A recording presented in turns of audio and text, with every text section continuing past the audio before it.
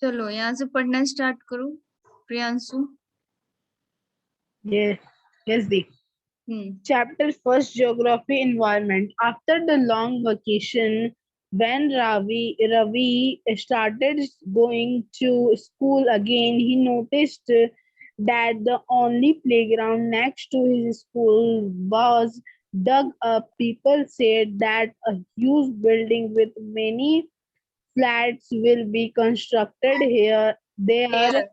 Ravi was almost in tears Years. when he realized that the big playground with its more soft grass, marigold, and butterflies is gone forever. He shared his feeling with his classmates in the assembly. The principal too sadly observed, "See how our environment is changing." In the ठीक। class, Ravi wait asked his teacher, wait यहाँ तक समझ लेते हैं, then आगे का पढ़ेंगे, ठीक है। तो आफ्टर लॉन्ग वेकेशन, लंबी छुट्टियों के बाद, when Ravi started going to school again, जब रवि ने दोबारा से स्कूल जाना स्टार्ट किया, he noticed that the only playground next to his school was dug up. उसने नोटिस किया कि उसके पास स्कूल के पास वाला जो प्ले ग्राउंड था वो कैसा था, पूरा खुदा हुआ था, ठीक है। तो pupil said that a huge building with many flats will be constructed there, ठीक है। तो वो जो बड़ा सा प्लेग्राउंड था जो कि खुदा हुआ था, उसमें क्या होना था, उसमें बड़ी बिल्डिंग बनने वाली थी। Ravi was almost in tear, Ravi को बहुत बुरा लगा और वो उसकी आंख में आंसू आ गए। When he realized that the big playground with its soft grass, marigolds and butterflies is gone forever, जब उसने रियलाइज किया कि जो ये बड़ा सा प्लेग्राउंड था जिसमें एकदम मुलायम घास थे, गेंदा के फूल थे, प्लांट्स थे, बटरफ्लाईज थे, ठीक है, वो सब अब हमेशा के लिए चले जाएंगे। He shared his feelings with his classmates, और उसने अपनी फीलिंग को अपने क्लासमेट्स के साथ क्या किया, शेयर किया। In the assembly the principal too sadly observe, assembly में भी जो प्रिंसिपल थे वो बहुत ही कैसे थे, सैड थे। See how our environment is changing, okay. अभी उसको रियलाइज हो रहा है कि, और उसके प्रिंसिपल को, कि कैसे हमारा एनवायरमेंट, वातावरण जो है वो डे बाय डे चेंज होता जा रहा है। एक मिनट, हाँ, ओके। तो हर्षित यहाँ से पढ़ना स्टार्ट करो। In the class Ravi asked, In the class, Ravi asked his teacher, "What is environment?" "Whatever you see in your surroundings," said the teacher. Ravi thought aloud. That means the school building, table, chairs in his classroom, even that open field, the road, the garbage, my friends, all are parts of our environment. Yes, said the teacher, but wait, some objects are created by nature, for example, mountains, rivers, trees, animals. Others are made by people, for example, roads, cars, clothes, books. Now work in pairs, make a list with your classmates sitting next to you of the creation of nature and by human beings. Okay, ठीक है। तो in the class Ravi asked his teacher, Ravi ने अपने teacher से पूछा, what is environment, environment क्या है। Whatever you see in your surrounding, said the teacher, तो टीचर ने बोला कि जो भी हम अपने चारों तरफ आसपास देखते वो सब हमारा एनवायरनमेंट है। रवि थॉट अलाउड, रवि को फिर रवि ने और ज्यादा सोचा, फिर उसने टीचर को बोला, that means the school building, school की बिल्डिंग, मेज, कुर्सियां जो हमारे क्लासरूम में है, इवन दैट ओपन फील्ड जो प्लेग्राउंड है, रोड है जो सड़कें हैं, कचरा है, my friends, all are parts of our environment. Ravi ने पूछा कि क्या ये सभी हमारे एनवायरनमेंट का पार्ट है, तो उसके टीचर ने कहा यस, हाँ, बट वेट, ठीक है, बट वेट, टीचर ने रवि को रोका कि रुको, some objects are created by nature, कुछ ऐसे ऑब्जेक्ट्स जो होते हैं वो हमें डायरेक्टली प्रकृति से मिला है, प्रकृति ने बनाया, हम लोग ह्यूमन बींग उसे नहीं बना सकते। जैसे कि हमारा हो गया mountains, rivers, trees, animals, others are made by people. तो जो नेचर से हमें मिला है वो है माउंटेन, रिवर, ट्रीज, एनिमल्स। जो हमें लोगों से जो लोग बनाते हैं वो होता है रोड्स, कार्स, क्लोथ्स, बुक्स, ठीक है। तो जो ये सारी जो चीजें हैं यहाँ पे उन्होंने, टीचर ने उसको रोक के बताया ठीक है। Now work in pairs. अभी हमें क्या करना है, यहाँ पे टीचर ने आगे टास्क दिया रवि को कि हमें अभी पेयर्स में वर्क करना है, एक काम करना है, एक्टिविटी करनी है। क्या करना है कि एक लिस्ट बनानी है with your classmate sitting next to you. मान लेते हैं हर्षित प्रियांशु तुम दोनों हो गए। Of the creations of nature and by human beings. अभी हमें लिस्ट बनानी है कि जो नेचर ने बनाया है चीजें उनकी, और जो ह्यूमन बीइंग ने बनाया वो चीजें, मतलब man made, human made and nature made. ठीक है, जो नेचुरल चीजें हैं इसकी लिस्ट बनानी है। यहाँ पे स्टूडेंट्स के नाम दे रखे हैं, Ravi, Paramjit, Jessie, Mustafa, Asha. Were all excited about making the list. सब बहुत ही एक्साइटेड थे ये एक्टिविटी करने के लिए। Why is our environment changing, asked Iqbal. Iqbal ने पूछा कि हमारा जो एनवायरमेंट है जो डे बाई डे इतना चेंज क्यों हो रहा है। ठीक है, अभी देख लो, बारिश है तो बहुत बारिश है, गर्मी है तो हद से ज्यादा गर्मी है, ठंड है तो हद से ज्यादा ठंडी है। ठीक है, तो ये क्यों हो रहा है, ये सब हो रहा है जो हमारे एनवायरनमेंट का जो भी बैलेंस है वो बिगड़ रहा है। क्यों बिगड़ रहा है, क्योंकि हम लोग इतना ज्यादा पॉल्यूशन कर रहे हैं। ठीक है, वो पॉल्यूशन चाहे एयर पॉल्यूशन हो, साउंड पॉल्यूशन है, कैसा भी पॉल्यूशन हो, फिर हम लोग क्या कर रहे हैं, बड़े बड़े से फॉरेस्ट को काट के बड़ी बड़ी वहां पे सोसाइटीज बना देते हैं। ठीक है, तो क्या होता है कि जो ट्री कटिंग है ना, जो हमारे अर्थ से जो वो है आपका, जो पेड़ पौधे की कमी की वजह से जो हमारे इन्वायरमेंट में सबसे ज्यादा चेंज आ रहा है। ठीक है, it is all because of our needs. हमारी जरूरतें इतनी ज्यादा बढ़ गई है ना, जैसे राक्षस की जरूरतें होती है ना कि वैसी हमारी जरूरतें हो गई है। इसकी वजह से क्या हो गया कि हम लोग हर चीज एक्स्ट्रा खर्चा कर रहे हैं, चाहे वो पानी हो गया, चाहे हवा हो गया, चाहे कुछ भी, चाहे वो जगह हो गई। ठीक है, हमें लिमिट में रहना चाहिए।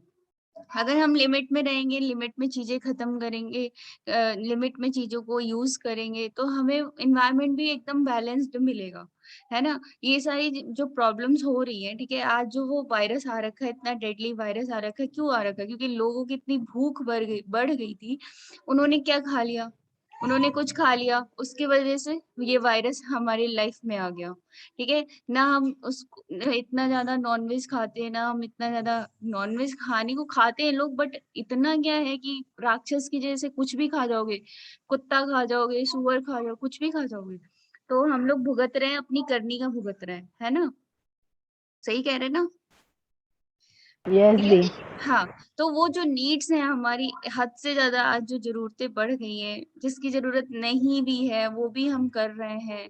तो वो क्या है, दे आर, वो है हमारा, देख लो यहाँ पे लिस्ट पूरी है, इतनी सारी है। ठीक है, तो यहाँ पे देखो कंपोनेंट्स ऑफ एनवायरनमेंट दे रखा है। ठीक है, जो नेचुरल है वो है हमारे लिविंग थिंग्स, बायोस्फीयर जो कि हमें नेचर से मिला है, लैंड है हमारा, एटमॉस्फेयर एयर है हमारा, हाइड्रोस्फीयर वाटर है, ये सारी चीजें तो हमें नेचर से मिला है। फिर है हमारे components of environment human made, जो आदमियों ने कंस्ट्रक्ट किए बनाए हैं, वो है buildings, parks, bridges, roads, industries, monuments. ठीक है, ठीक है, ये सारी चीजें बनाते हैं बट एक लिमिट में बनाते हैं, इतना नहीं बनाते कि हमें उसका क्या करना पड़ेगा, उसका क्या भुगतान करना पड़ेगा, जो हम लोग आज कर रहे हैं। ठीक है, फिर है human, individual, family, community, religion, educational, economic, political situation. ठीक है, तो ये सारी चीजें जो है, ये सारी चीजें हमारी क्या है, कंपोनेंट्स ऑफ एनवायरनमेंट। ये सारी चीजें कलेक्टिवली क्या फॉर्म करती हैं, हमारे एनवायरनमेंट को फॉर्म करती हैं। समझ में आ गया। यहाँ Yes, पे teacher. किसी, Yes, Dee. यहाँ पे कोई कुछ अपनी राय देना चाहता है, सजेशन देना चाहता है, किसी को कोई कुछ कंफ्यूजन है। हाँ, No, Dee. No, No, Dee. ठीक है, तो यहाँ से पढ़ना स्टार्ट करो। Increasing day by day. Yes, Dee. Increasing day by day, we are therefore modifying and at times even destroying our natural surrounding, the teacher replied. From the above conversation, you understand that the place, people, things, and nature that surround any living organism is called environment. It is a combination of natural and human-made phenomena phenomena. while the natural Environment refers to both biotic and abiotic conditions existing on Earth. Biotic, the world of living organism, example plant and animal.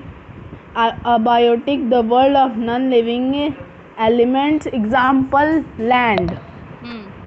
Human environment. Human environment reveal the activities, creation and interactions among human beings. Okay, तो mute कर लो। हाँ ठीक है, तो जो हमारी needs है वो इतनी ज्यादा डे बाय डे बढ़ती जा रही है, ठीक है। We are therefore modifying and at times even destroying our natural surrounding. तो टीचर ने बोला, इकबाल ने पूछा, बहुत ही अच्छा क्वेश्चन पूछा कि हमारा जो एनवायरनमेंट है वो डे बाय डे इतना चेंज क्यों हो रहा है। तो टीचर ने कहा कि इतनी सारी हमारी जरूरतें जो डे बाय डे बढ़ती जा रही हैं, ठीक है, और हम लोग क्या करें, अपनी नेचुरल जो हमको प्रकृति से जो सराउंडिंग हमें मिला है, जो एनवायरनमेंट मिला है, हम उसे अपने हिसाब से मॉडिफाई कर रहे हैं, अपने हिसाब से चेंज कर रहे हैं। तो जाहिर सी बात है, जब हम अपने हिसाब से एनवायरनमेंट को चेंज करेंगे तो चेंजेस तो आएंगी ही ना। From the above conversation, you understand the place, people, things and nature that surround any living organism is called environment. तो अभी तक जो हम लोगों ने पढ़ा या अभी तक जो हम लोगों ने कन्वर्सेशन सुनी रवि की, टीचर की, इकबाल की, उससे हमें क्या समझ में आया? उससे हमें समझ में आया कि हर एक लिविंग ऑर्गेनिज्म के आसपास जो भी नेचुरल चीजें हैं, प्लेस हो गया, पीपल हो गया, थिंग्स हो गया, एयर, वाटर एंड जो भी, ये सारा ही कलेक्टिवली फॉर्म करता है एनवायरनमेंट को। क्या फॉर्म करता है? एनवायरमेंट। एनवायरनमेंट को हिंदी में क्या कहते हैं? वातावरण। वातावरण भी कहते हैं, पर्यावरण भी कहते हैं ना। हाँ, it is a combination of natural and human made phenomena, ठीक है। तो हमारा एनवायरनमेंट सिर्फ नेचुरल से ही नहीं बना है, वो ह्यूमन मेड से भी, जो भी चीजें हैं वो भी सारे कलेक्टिवली ही हमारे एनवायरनमेंट को बनाते हैं। While the natural environment refers to both biotic and abiotic conditions existing on the earth. और हमारे जो एनवायरनमेंट में बायोटिक एंड एबायोटिक दोनों ही फैक्टर्स एग्जिस्ट करते हैं, ठीक है। अब बात आती है कि बायोटिक क्या होते हैं, एबायोटिक क्या होते हैं। तो बायोटिक कंपोनेंट ऑफ एनवायरनमेंट वो होते हैं जो कि लिविंग ऑर्गेनिजम्स होते हैं, ठीक है। The world of living organism, जिसमें लिविंग ऑर्गेनिजम्स आते हैं, प्लांट्स हो गया, एनिमल्स हो गया, ठीक है। तो ये कैसे हैं? ये लिविंग ऑर्गेनिजम्स है। क्या है ये?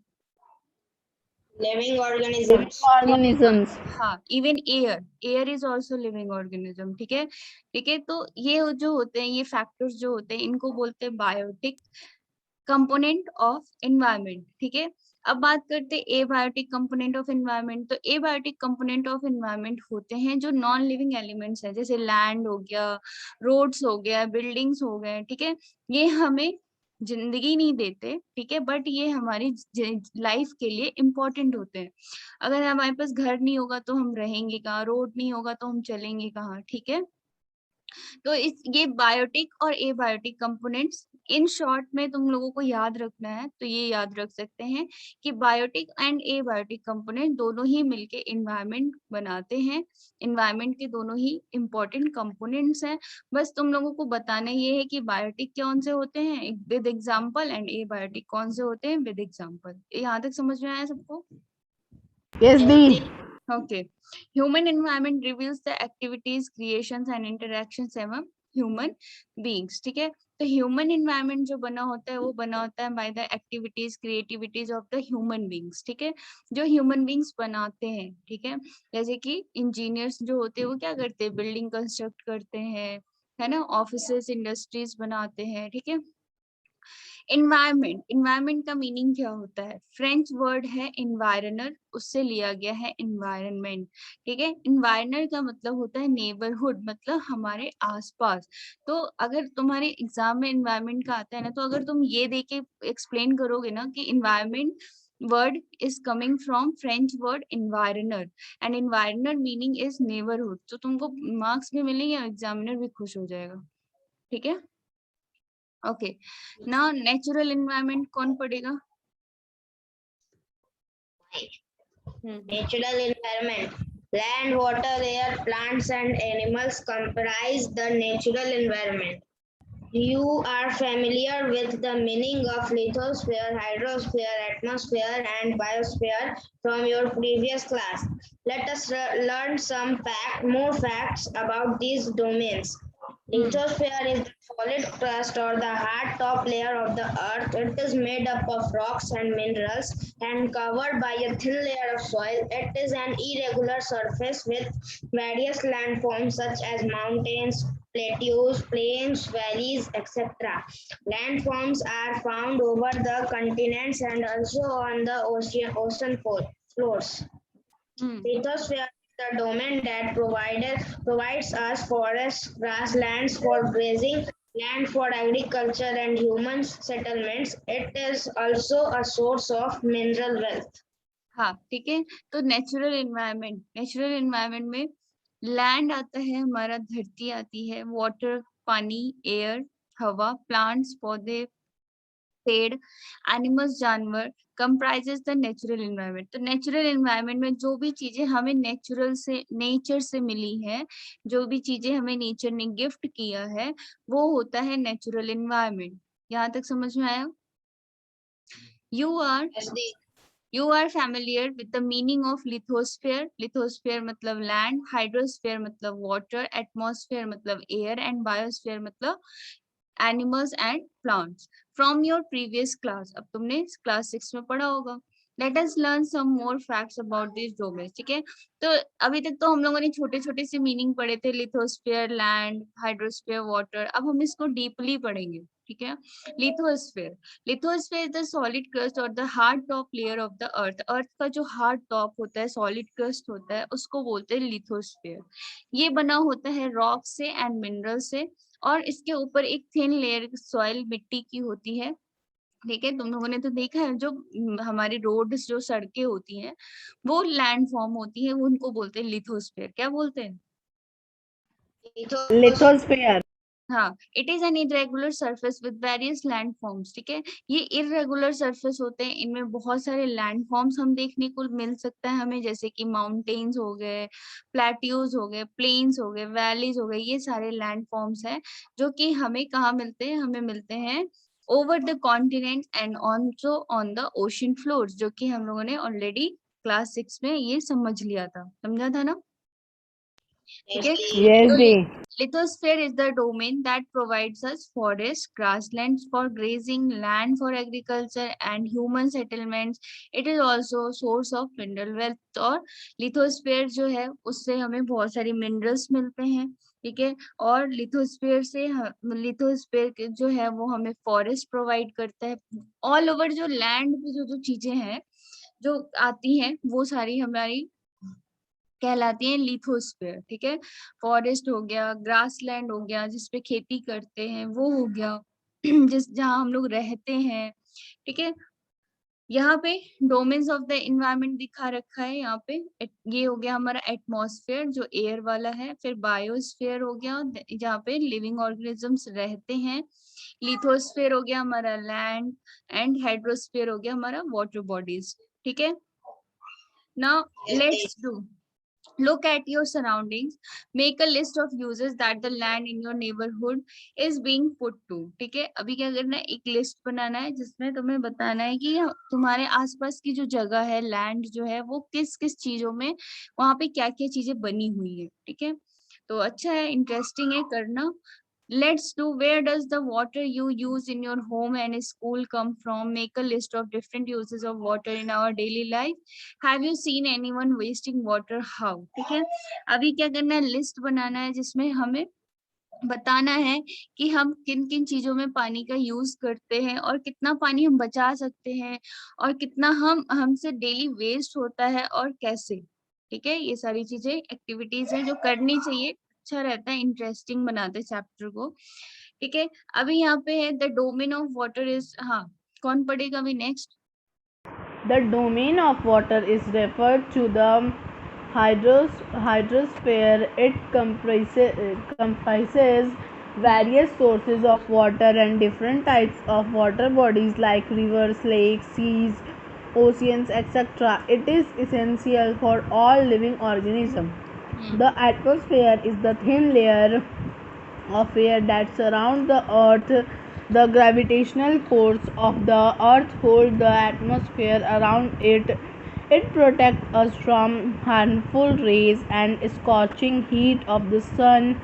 It consists of a number of gases, dust and water vapor. The changes in the atmosphere produce changes in the weather and climate. Okay ठीक है। तो जो वाटर बॉडीज होते हैं उनको हम बोलते हैं हाइड्रोस्फीयर। क्या बोलते हैं? Hydrosphere. It comprises various sources of water and different types of water body. ठीक है, तो जब ऐसे जैसे कि मैंने बताया कि डिफरेंट टाइप्स ऑफ जो भी वाटर बॉडीज होते हैं वो हाइड्रोस्फीयर बनाते हैं। ठीक है, तो different types of water bodies हमारे क्या हो सकते हैं? नदियां हो सकती हैं, झीलें हो सकती हैं, समुद्र हो सकते हैं, ओशंस हो सकते हैं, ठीक है, etcetera. It is essential for all living organism, और ये हमारे लिविंग ऑर्गेनिज्म के लिए बहुत ही ज्यादा जरूरी है। अगर पानी नहीं होगा तो हमारा जीवन भी नहीं है इस धरती पर। ठीक है, तो लिथोस्फीयर हमने समझ लिया लैंड से रिलेटेड, हाइड्रोस्फीयर हमने समझ लिया वाटर से। अब हम एटमॉस्फेयर की बात करेंगे। तो एटमॉस्फेयर जो होती है वो होता है एकदम थिन लेयर ऑफ एयर, पतली सतह होती है एयर की, जो हमारे आसपास कंटिन्यूअसली मूव करती रहती है, जिससे हम लोग सांस ले पाते हैं, ब्रीथ कर पाते हैं।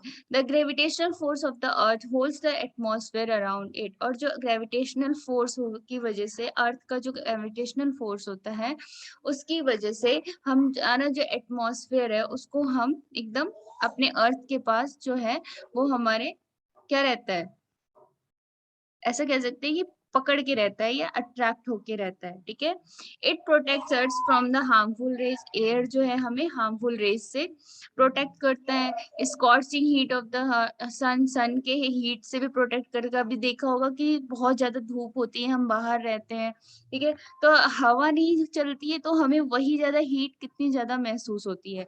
लेकिन अगर हवा चल रही होती है तो हमें हीट का एहसास इतना नहीं होता है।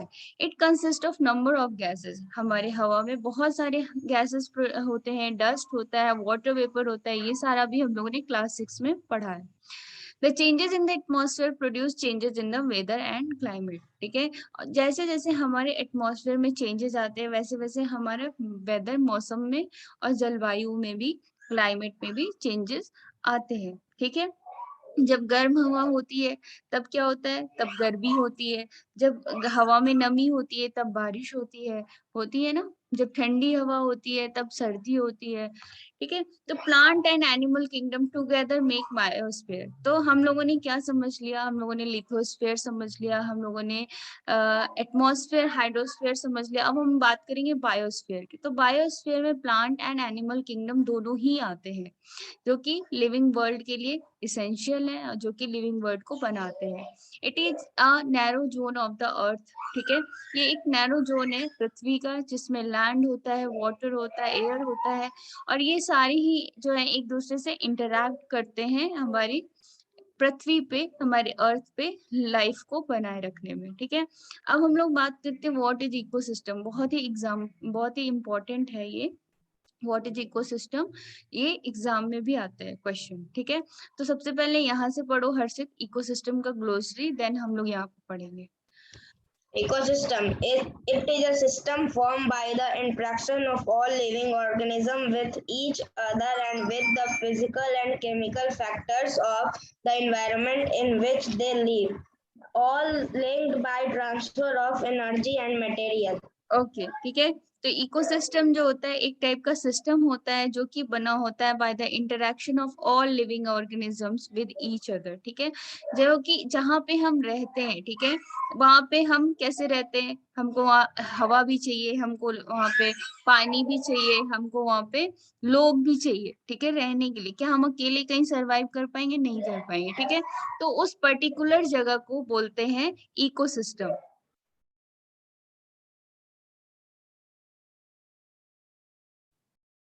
ठीक है, तो ये सारी जो चीजें हैं बेसिकली जो भी हमें हमारी लाइफ को सपोर्ट करते हैं अर्थ पे, जो कि हो गया physical chemical factors of the environment in which they live, जिस पे हम रहते हैं, जहाँ पे हम रह रहे होते हैं, all link by transfer of energy and material, और हम एक दूसरे से इंटरेक्ट करते हैं, एक दूसरे को हेल्प करते हैं रहने के लिए, जिंदा रहने के लिए।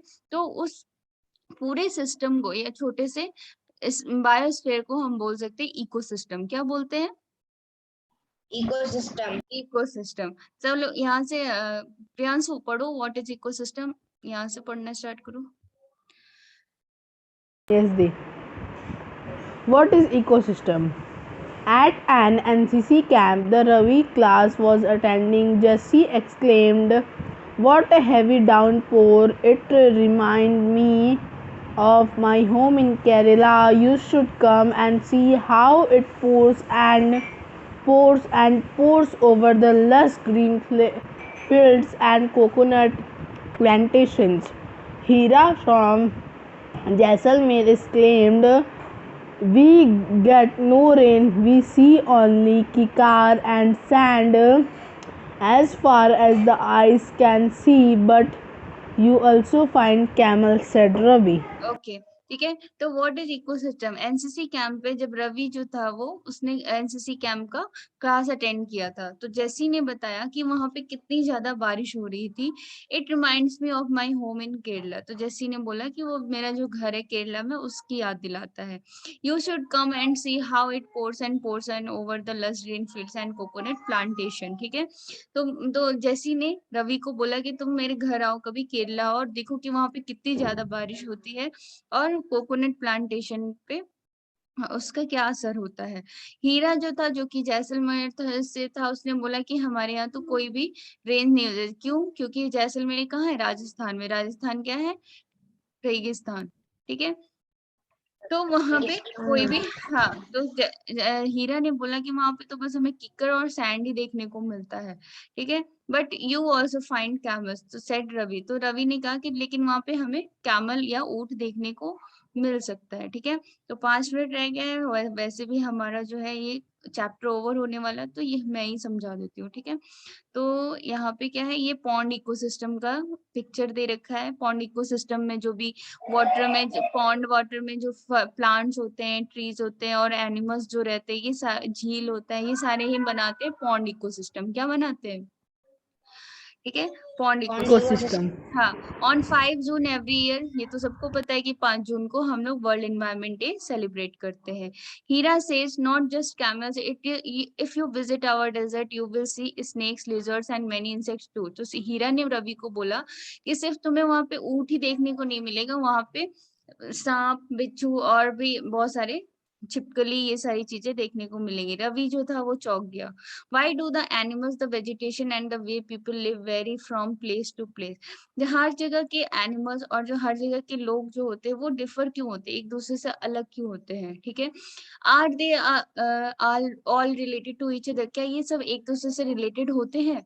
ओ yes, very much so, the teacher replied. तो टीचर ने कहा कि हाँ, काफी हद तक ये सिमिलर होते हैं। All plants, animals and human beings depend on their immediate surroundings. सारे ही plants, animal, human beings जो होते हैं अपने environment पे depend होते हैं, अपने जो भी उनका वातावरण होता है वैसा ही वो ढल जाते हैं। Often they are also interdependent on each other, और एक दूसरे पे भी depend होते हैं। This relation between the living organism as well as the relation between the organism and their surrounding form an ecosystem. ठीक है। तो ये जो relation होता है जिस एक particular एनवायरमेंट में जो लिविंग ऑर्गेनिज्म, एनिमल्स जो होते हैं एक दूसरे से कोरिलेट होते हैं, इंटरडिपेंडेंट होते हैं, इवन प्लांट्स भी। ठीक है। तो ये सारी जो चीजें हैं, रिलेशन जो है लिविंग ऑर्गेनिज्म मतलब बायोटिक एंड एबायोटिक कंपोनेंट के बीच में, जहां हम रह रहे होते पर्टिकुलर एरिया में, उसको बोलते हैं ecosystem. There could be an ecosystem of large rain forest, grassland, desert, mountain, lake, river, ocean and even a small pond. ठीक है। तो इकोसिस्टम का एक मैंने बहुत ही अच्छा क्लास 6 का ही मैंने बनाया है, वीडियो बनाया है, वो देखना जाके। उसमें मैंने अलग अलग इकोसिस्टम बताए हैं, उसका वाटर इकोसिस्टम, लैंड इकोसिस्टम। ठीक है। तो वो जरूर देखना, तो तुम लोगों को इकोसिस्टम का जो कॉन्सेप्ट है एकदम क्लियर हो जाएगा। और ये इकोसिस्टम का जो क्वेश्चन है ये एग्जाम में जरूर पूछते हैं। ठीक है। तो आगे हम लोग ह्यूमन इन्वायरमेंट के बारे में फटाक से पढ़ लेते हैं।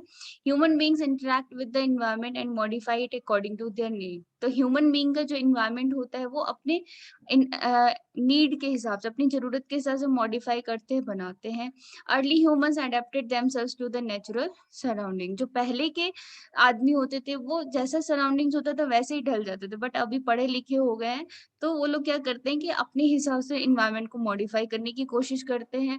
They led a simple life and fulfil their requirements from the nature around them. पहले के लोग जैसा इन्वायरमेंट था वैसे ही रह लेते थे, जी लेते थे, उसी में अपनी जिंदगी काट लेते थे। With time needs grew and become more varied. Time के साथ हमारी जो जरूरतें हैं वो बढ़ती गई और जो हमारा इन्वायरमेंट है वो कैसा होता गया, बदलता गया। Humans learn new ways to use and change environment. Human ने जैसे जैसे पढ़ाई शुरू की वैसे वैसे उन लोगों को तरीका मिल गया नया नया एनवायरनमेंट को कैसे चेंज कर सकते हैं।